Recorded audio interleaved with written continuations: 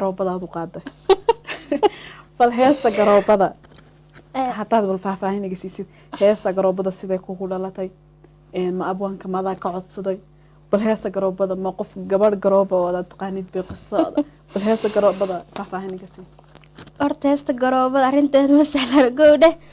qisada ku keentay oo heestan garoobada ka dambaysa rabaa inaad caawa iiga sheekaysid horta heesta garoobada habeenkii aroos ka xasuusataa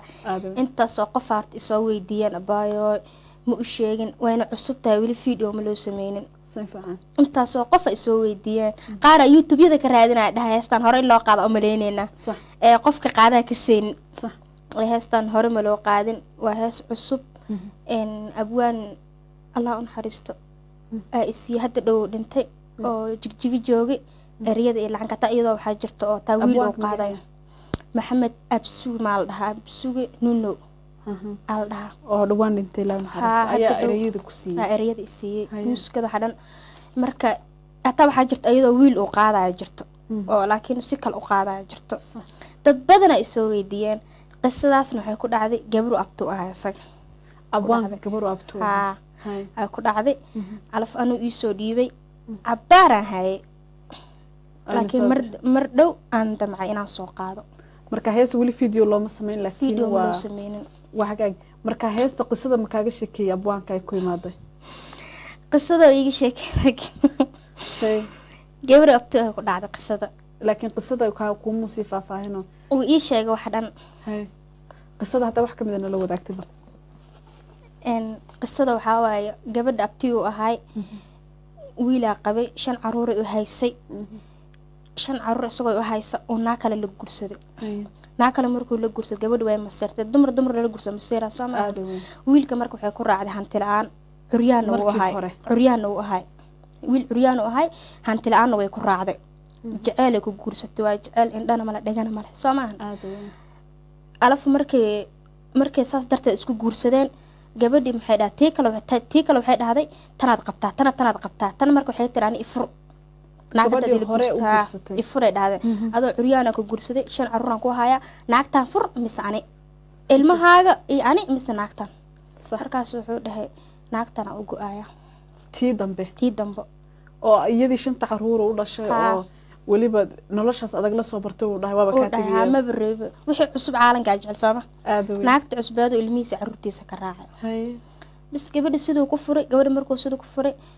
abtigeeda u sheegtay arinta abtigeeda abwaan oo ay la u naxariisto bis gabadhi marka nin kala guursado hantiile ninkii markuu ka tagay oo riyaanka ahaa waliba 5 caruur u haysay 5 caruurba iyo adiga anaa kugu jecel oo dhahay nolol raaxa leh oo galiya hadda cidaas dibadda jooga saan jeclahay wuxuu dhahay wax walba anaa kugu jecel mid kala daf oo dhahay gabadhu fur wuxuu dhaadaan ku rabaa markii gabadhii wuxuu dhahay ninkan iska fur ilmahayga adanaa ku rabo tii kalena wuu furay asaga laba goor tan wuu furay tii kalena waa furay asaga kaliya gooni ku soo dhacay ciladu kaliya taagan Soomaaliya gabadhi marka nin hanti la guursato iyadii ilmada nolol kala galay ninkii la nooshahay buu dhahay iska soo fur ninkii ninka iska fur dhan ilmahayga marda qalad ma ka galaysaan waay sidii heesto ku soo baxday midka goobi hablaha gabarnimada dhaabsho garoobka ma litay garaalaawa ma furay waa hagaaga heestaas dabcan oo qisadaas xanuunka badan gabadhaasna 5 cunug haysato maxaa ka gal aroos inta u dhigay gabar hataa waxa loo dhigan u dhigay markaas uu guursaday qisada markaas ay ku umaaday heestaas ku soo baxday waa hagaag dabcan heestaas waa hees inta badan dadka ay jecleysteen ka hor dhici mayno dadka dadweynaha waxay leeyihiin bal heesta qisadaas laga sameeyay maana loo soo daayo haddana waxa uu kala baxayaa heesta garoobada iyo hibo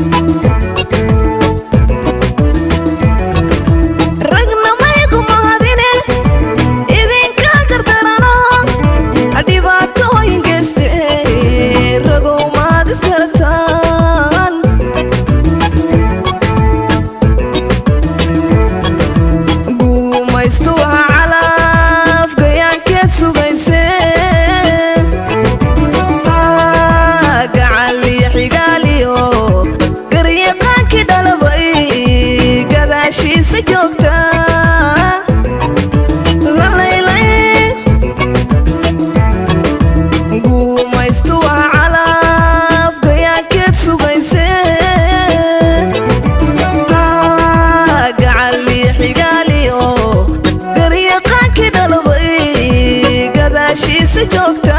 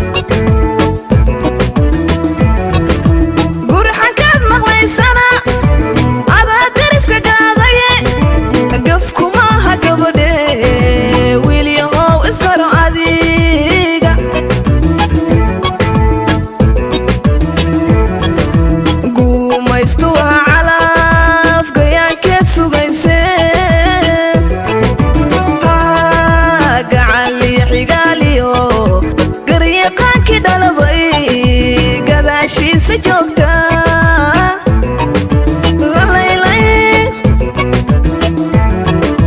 guumaystu waa calaf gayaankeed sugayse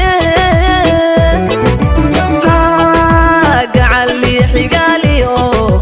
garyaqaankii dhalabay gadaashiisa joogta